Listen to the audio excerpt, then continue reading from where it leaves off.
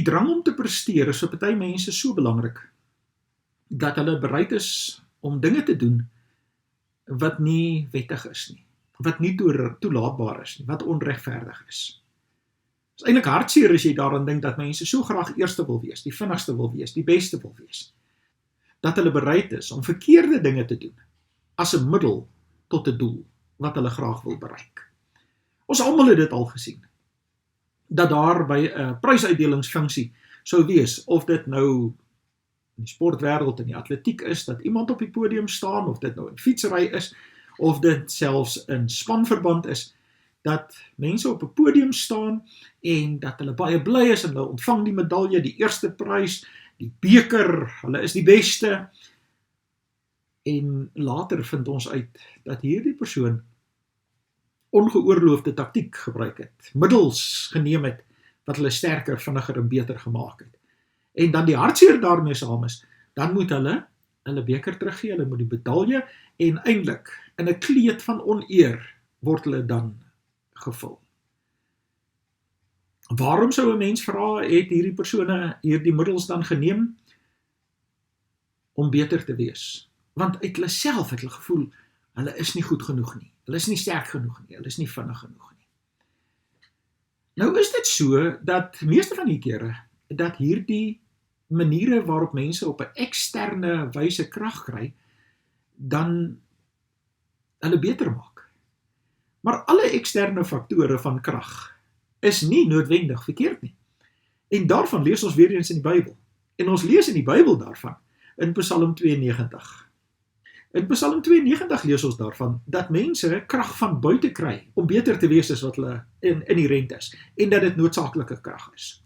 Kom ons lees net weer vers 13 en 14 van Psalm 92, om te sien wat die boodskap ook hierin dan is.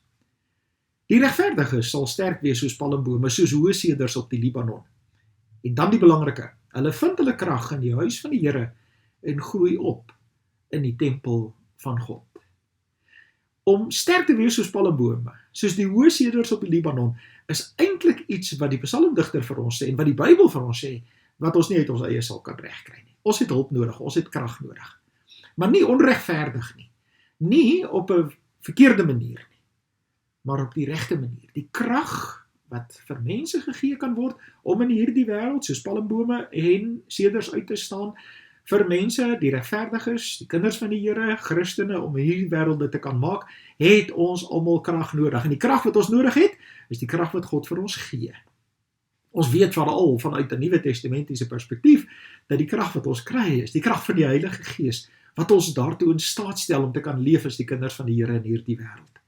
Die psalmdigter in Psalm 92 is nie 'n ander boodskap wat hy het nie. Hy sluit daarby aan. Hy sê eintlik, en dis baie belangrik, dat as 'n mens hierdie krag wil ervaar en beleef, om te kan uitstaan in hierdie wêreld, om te kan bly staan in hierdie wêreld, om te kan wees wat die Here wil hê dat ons moet wees, het ons krag nodig, en daardie krag word gevind in die huis van die Here, en hulle groei op in die tempel van God.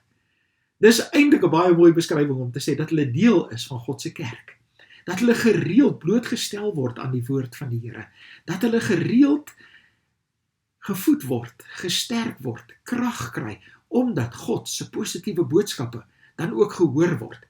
Dis baie, baie belangrik. Ons moet weet, in hierdie wêreld kan ons dit nie maak, as ons nooit God se goeie boodskappe hoor nie, as ons nie daaraan blootgestel word nie. Daarom is dit belangrik om die Bybel te lees, maar ook dan om deel van God se kerk op aarde te wees, om ook as medegelowiges, want dis wat by 'n kerk gebeur, en dis wat by die tempel gebeur het, so die volk by mekaar gekom, en geweet ons is in God se teenwoordigheid. So kan gelowiges ook by mekaar kom in die kerk. Ek weet nou, op hierdie stadium is ons beperk tot 50, maar al doen ons dit ook op 'n virtuele, digitale manier, maak nie saak nie. Ons het die geleentheid om mekaar te kan versterk, om saam te kan kom, om te kan weet, dat God vir ons krag gee. Want dit is een van die gebede wat mense baie in hulle lewens bid, en in die afgelope maande baie meer gebid het, en dit is om te sê, gee my asseblief net krag, gee my krag. En ek dink ons moet eerlik wees, dat elkeen van ons al hierdie belewenis gehad het.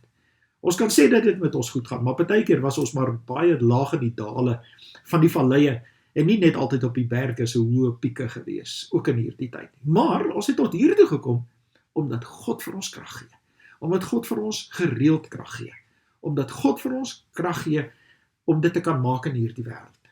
Sien, ons kan gaan soek op ander plekke in die wêreld, kan gaan soek daarvoor vir krag, ons kan soek vir versterking, maar weer eens is dit die psalmdigter se oortuiging om te sê, as jy die regte krag wil hê, die krag wat van God afkom, dan kry jy dit in die huis van die Here, in die tempel van God. Dan kry hulle krag daar.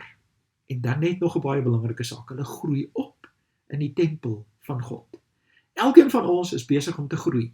Ons is besig om te groei, elke dag word ons eendag ouer as wat ons gister was. Ons is besig om te groei, dis 'n dinamiese proses. So kan ons in ons geloofslewe ook aanhou groei.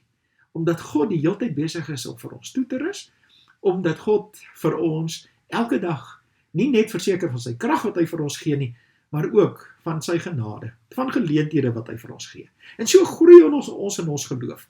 En om op te groei in die tempel van God, beteken nie dat ek net op 'n Sondag 'n geleentheid het om dan te kan groei in my geloof nie. Nee, elke dag.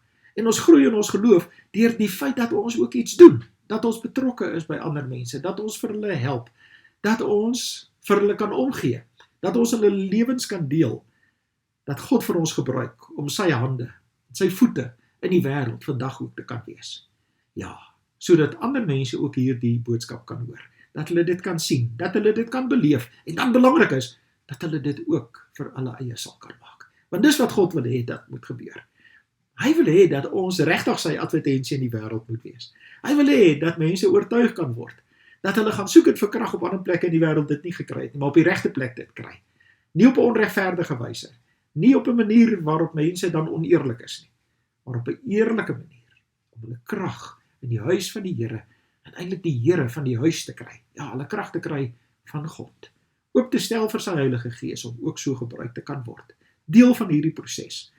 Sterkte vir jou, en geniet ook hierdie dag, waarin die Here ook vir jou weer die geleentheid gee, om in jou geloof te kan groei, tot sy eer en tot sy verheerliking.